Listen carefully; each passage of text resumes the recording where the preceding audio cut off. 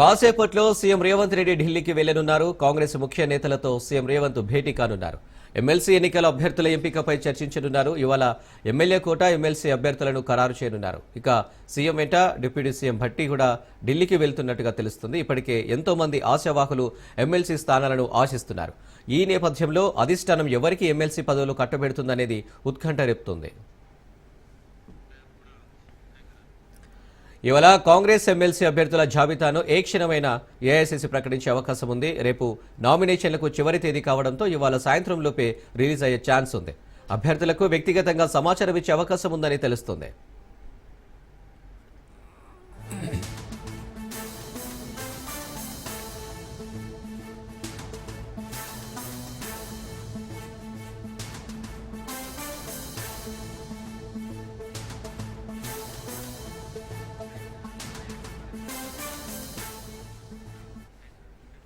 రైట్గా CM Delhi tour కు సంబంధించి మరిన్ని డీటెయిల్స్ రాజిరెడ్డి అందిస్తారు. రాజిరెడ్డి, మరి కాసేపట్లో ముఖ్యమంత్రి రేవంత్ రెడ్డి, డిప్యూటీ సీఎం బట్టి విక్రమార్క, ఉత్తమ్ కుమార్ రెడ్డి, పిసిసి అధ్యక్షుడు మహేష్ కుమార్ గౌడ్ ఢిల్లీ వెళ్లనున్నారు. ఎందుకంటే ఎమ్మెల్యే కోట ఎమ్మెల్సీ నామినేషన్ కు రేపే లాస్ట్ డేట్ కాబట్టి ఈ రోజు కల్లా ఒక క్లారిటీ వచ్చే అవకాశం ఉంది. ఈ రోజు ఏఐసిసి పెద్దలను కలిసి ఈ రోజు ఎవరెవరికి ఎమ్మెల్యే కోట ఎమ్మెల్సీ టికెట్లు ఇవ్వాలి అనేది కూడా ఒక నిర్ణయానికి వచ్చే అవకాశం ఉంది.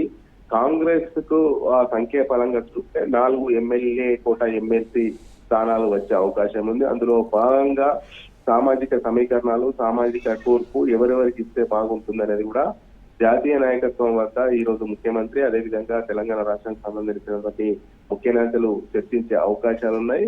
4 స్థానాలకు దాదాపు 20 మంది దాకా పోటీ పడుతున్నారు. అందులో ఫిల్టర్ చేస్తారు, ఎవరికి ఇస్తే బాగుంటుంది, ఎవరైతే బాగుంటారనే దానిపైన ఈ రోజు ఒక నిర్ణయానికి వచ్చే అవకాశాలు కనబడుతున్నాయి. ఈ రోజు AICC general secretary KC Venugopal తోని, అదేవిధంగా ఏఐసిసి పెద్దలతోని ఈ రోజు ముఖ్యమంత్రి రేవంత్ రెడ్డితో పాటు రాష్ట్రానికి సంబంధించినటువంటి ముఖ్య నేతలు భేటీ అవుతారు. అదేవిధంగా ఎవరికైతే అభ్యర్థిత్వాన్ని ఫైనల్ చేస్తారో, ఎవరికైతే 4 ఎమ్మెల్సీ స్థానాలు కట్టబెడతారో, ఎవరెవరికి ఇస్తారో వారికి పర్సనల్ గా ఫోన్ చేసి ఇన్ఫార్మ్ చేసే అవకాశాలు కనబడుతున్నాయి. అంతేకాకుండా ఇప్పటికే సిపిఐ తనకు ఒక సీట్ కేటాయించాలి, గతంలో హామీ ఇచ్చారని కూడా పట్టుబడుతుంది. ఈ యొక్క నేపథ్యంలో ఇదే అంశాన్ని కూడా ఏఐసిసి దృష్టికి తీసుకెళ్లే అవకాశం ఉంది. ఏఐసిసి ఏ నిర్ణయం తీసుకుంటే ఆ నిర్ణయానికి కట్టుబడి ఉంటుంది. ముఖ్యంగా చూసుకున్నట్టయితే చాలా మంది పోటీ పడుతున్నారు. ఎవరెవరికి వస్తాయి, ఎవరెవరికి ఇన్ఫార్మ్ చేస్తారో ఈ రోజు రాత్రి వరకు ఒక క్లారిటీ వచ్చే అవకాశం ఉంది. ఈ రోజు